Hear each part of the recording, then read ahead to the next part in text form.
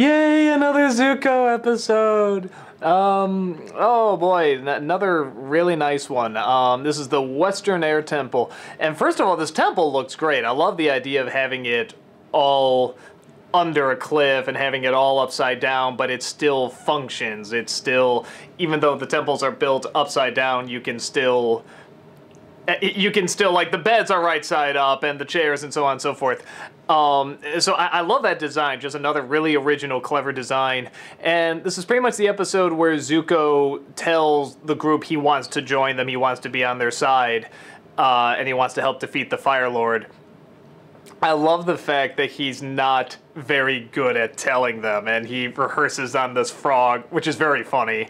I mean, the reveal that it's a frog, we know he's not actually going to be talking to the group first, but the actual words he chooses are very, very funny. Again, great voice work from everybody. You know, again, Dante Bosco, he's so awesome doing this. You know, he can sell comedy very well, just as well as the drama. And I like the fact the group does not... It's kind of obvious they're not going to accept him right away, and they're going to have to go through something to finally accept him, but I like that it takes the full episode. It's not like half the episode. It takes a while, and I like even then they're not all on board. I like the fact that Katara particularly is very angry, and she completely has the right to be, because she became probably the most vulnerable around him and believed him the most, and feels that she was not just betrayed, but lied to. She doesn't think that what he was saying now is truthful and that it was a trick. And she'll go along with Aang on this, on letting him into the group, but she makes it very clear she does not like it, and if anything goes wrong, you know, his ass is grass. So I like that. I like that they don't all just sort of accept him. Sokka isn't really sure. Toph, I think, is sure enough. You know, but sort of doesn't care either way. I think her thought is, I can, whatever, hit him with a boulder or something. And on top of that, we finally see the end of Sparky Boom Man, or whatever he was called. And I love that line, too, when Zuko just sort of says, that's not his name, but yes. It's just good comedy in this, good sort of tragic comedy.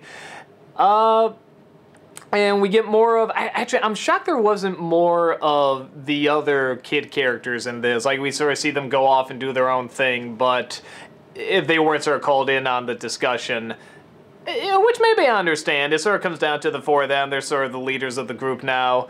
So I guess it adds up. And I like that Aang says, I'm not going to say yes until I'm sure that my group is behind this, which I really like. I like the way how he comes to the conclusion that he should be allowed and how he should be the firebender that teaches him, how he has also let it get to him, the mistake of with his power, and he understands the responsibility more. So I really appreciate that. Again, sort of those interesting parallels going. For whatever reason, I don't know why, I did not put together that he was going to be the one to teach Aang firebending. I don't know, it seems very obvious, but for some reason I didn't put that together. So when they're saying, Aang, you have to learn firebending, but who's going to teach him? I'm like, oh yeah. I don't know why that took me so long to figure out. It was pretty friggin' obvious, but what else? Yeah, just...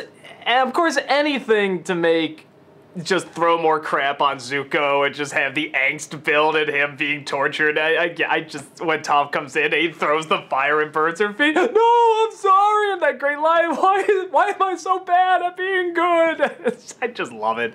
Oh, what's the other element I'm missing here?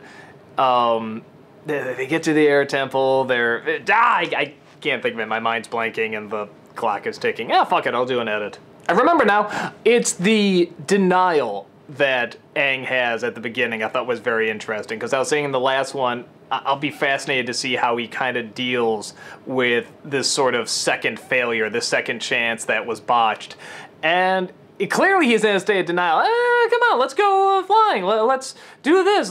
I mean, it seems like that pain has really hit so close to home that it's like it can't even comprehend it. So he sort of puts it out of his mind for a bit. And let's go play. We're going to have fun. I would have liked if that was dealt with a little bit more, but again, this is sort of Zuko's story, and I understand that. I'm curious if they're going to go into that more. I would like them to, but we'll see what happens. I mean, again, that's a second failure, and you could even argue that's harder than the first failure, so I'd like to see a little bit more diving into that, but, you know, again, we'll see where that goes. So yeah, not too much else. I also like that, again, keeping in continuity, that Appa remembers that he set him free, and so he treats him very kindly and licks him and stuff. I mean, I think that was and that was also a clever way of sort of segueing into, hey, maybe we should have him around. Maybe this makes sense.